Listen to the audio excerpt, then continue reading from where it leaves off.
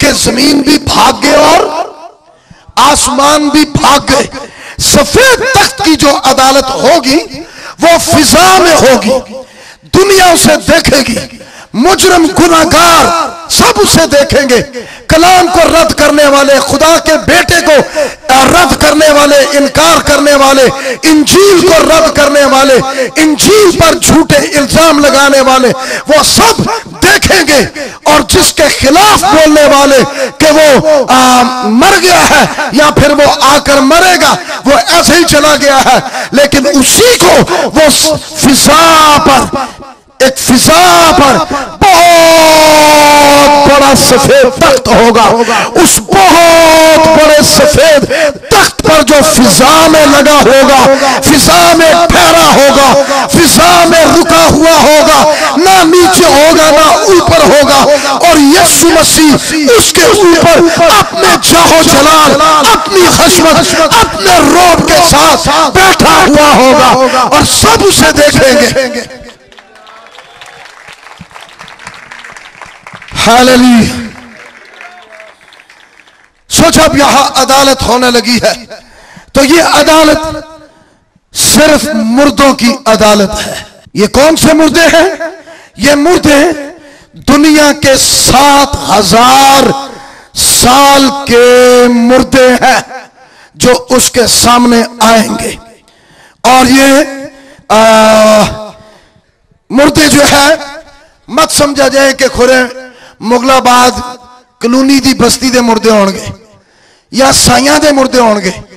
ये मुर्दे जो यीशु मसीह के सामने जवाब देने वाले और जिनकी अदालत होगी, ये मुर्दे सब कौमों से होंगे, ये मुर्दे सब उम्मतों से होंगे, ये मुर्दे तमाम अहले जुबान होंगे, ये मुर्दे तमाम मज़ाहिब से होंगे, ये मुर्दे तमाम ममालिक से होंगे, ये मुर्दे सारी दुनिया से होंगे।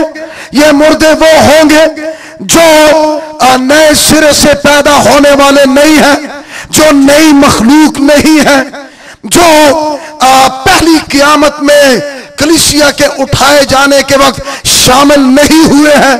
ये वो मुर्दे हैं जो मसीह के इस्तिकबाल के लिए हवा में नहीं उठाए गए हैं।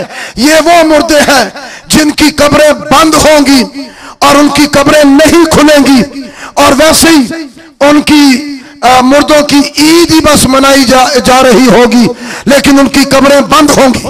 पर वो मुर्दे जो पहली क़यामत में शामिल होंगे और जी उठने में और आखिरी नरसिंगा फूंके जाने के वक्त वो आसमानों पर यीशु मसीह के साथ होंगे।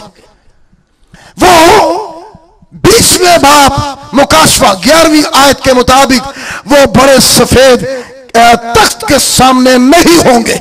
सो सब तख्त के सामने खड़े हैं।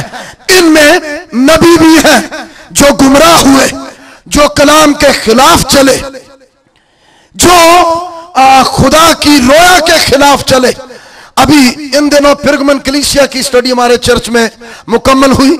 वहां पर एक नबी का जिक्र चल रहा था, बिलाम, जो हमेशा ही ये दुआ करता रहा और कहता रहा कि काश मैं साधकों की मौत मरूं, लेकिन वो साधकों की मौत नहीं मरा, वो कत्ल किया गया था। सो ऐसे नबी जो गुमराह करने वाले और कलाम के खिलाफ और यीशु मसीह के खिलाफ और इंजील के खिलाफ और मसीह की मसलूबियत के खिलाफ और उसकी रूहानी पैदाइश और उसके जी उठने के खिलाफ, वो नबी, वो पैगंबर, वो रसूल, वो फरिश्ते जो गुनाह में गिर गए, वो सब बड़े सफेद तख्त की अदालत के सामने खड़े होंगे। और उस वक्त उन्हें मालूम होगा कि जिसके खिलाफ हम बोलते रहे, जिसकी किताब के खिलाफ हम बोलते रहे, या जिसके कलाम के खिलाफ हम गुनाह करते रहे हैं, ये तो वही है जो बड़े सफेद तख्त के ऊपर बैठा हुआ है, और ये यीशु मसीह है, खुदा का बेटा है। हालेलुया। सो ये अदालत उन मुर्दों की होगी जो कहां कहां से निकलेंगे और कहां कहां से ये मुर्दे आएंगे। समंदर से आएंगे, फिर ये कहां से आएंगे? ये आलमी अरवाह से निकलेंगे और कुछ कब्रों से निकलेंगे, ये सारे उसके सामने होंगे। और मैं आपको चलते हुए एक खास बात बताता जाऊं, कुछ लोग ऐसे हैं जो गलत तालीम दे रहे हैं और वो एराफ पर बोल रहे हैं। अगर आपको इसकी समझ नहीं तो इसे जरूर अंडरस्टैंड करें। एराफ की तालीम, पहली बात, ये बाइबल की तालीम नहीं है। बाइबल में कोई तालीम एराफ की नहीं है। एराफ की तालीम वाले ये कहते हैं कि फिरदौस और जहन्नम के दरमियान में एक ऐसा मकाम है जो एराफ कहलाता है। और इस एराफ में होता क्या है, जहां पिछो तीजा दसवां चालिया करने वाले, तस्बियां फेरन वाले, गोडे रगड़न वाले, पिछो दुआवा करने वाले, हौली हौली हौली हौली हौली हौली तीजे दा धक्का, दसवें दा धक्का ते चालिए दा छक्का लग के ते फिर ओ बेहिश टुर जाएंगे। इसलिए ऐसे गुनाहगार जो गुनाह में मर गए हैं, कलाम को रद्द करके मर गए हैं, नई पैदाइश के बगैर चले गए हैं, गुमराह होकर चले गए हैं और नए सिरे से पैदा नहीं हुए हैं, ऐसे लोग जो है वो एराफ में होंगे। ये बहुत खतरनाक तालीम है और ये शैतान की फैलाई हुई तालीम है। ऐसी तालीम कतअन बाइबल में नहीं है, ये झूठ है, ये पाकीज़गी के खिलाफ है, ये तौबा के खिलाफ है, ये निजात के काम के खिलाफ बिदती तालीम है। लिहाजा ऐसा कोई मकाम बाइबल में नहीं लिखा है कि जहां उसको तौबा, जहां उसको निजात और गुनाहों की मुआफी का मौका मिलेगा। इसीलिए बात मुर्दों के लिए, ऐसे मुर्दों के लिए दुआएं करते हैं जो कलाम को रद्द करके और ढीठ होकर चले गए, जिन्होंने बड़ी बड़ी उम्र पाई। यहां तक कि यसाया की किताब उसके 65 बाब की 20वीं आयत में लिखा है कि लड़का 100 वर्ष का होकर मरेगा। कोई थोड़ी उम्र तो नहीं, 100 उम्र दा बाबा 100 साल दा, उन्होंने 100 साल मिले, 100 साल तौबा दी मुनादी, 100 साल निजात दी मुनादी, 100 साल रद्द करदा रहा, 100 साल दे गुनाहगार होके मर गया। उसके लिए ये तालीम दी जाती है कि वो एराफ में पहुंचाया जाएगा।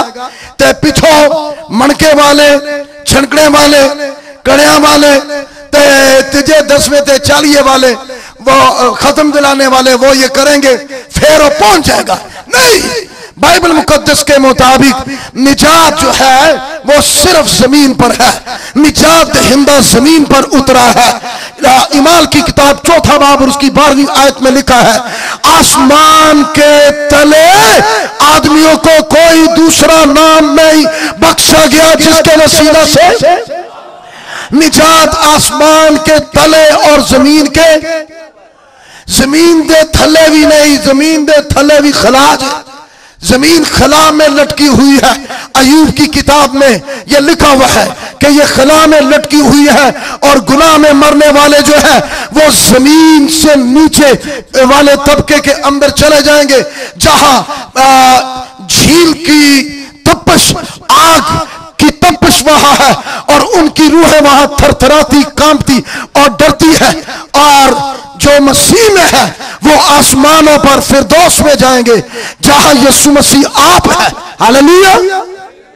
सो कोई एराफ नहीं है, बल्कि लिखा है 100 वरियां दा होके मर गया, ढीठ बुढ़ा 100 साल मिले हुए बाबे नू मर गया। इंजी बाइबल पढ़ो, बाइबल में लिखा हुआ है कि फिर वो मलाऊन होगा, लानती होगा।